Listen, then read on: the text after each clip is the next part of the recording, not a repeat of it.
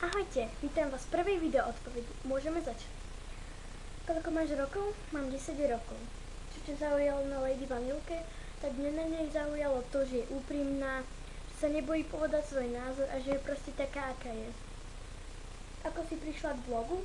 Tak ja, keď som si dala do Google stránky o Justinovi Bieberovi, tak som našla vlastne blog. Môj najobľúbenejší seriál a film? Tak seriál Panelák a film Chodiaca katastrofa. Čo si dostala na Vianoce? Tak ja som dostala DVD prehrávač, žehličku na vlasy a oblečenie a ešte niečo. Už neviem čo. Ako ti napadlo, že si založíš blog?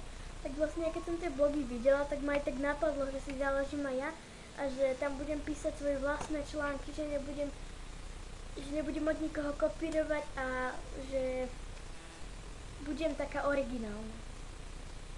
Chceš mať blog ako Lady Vanilka?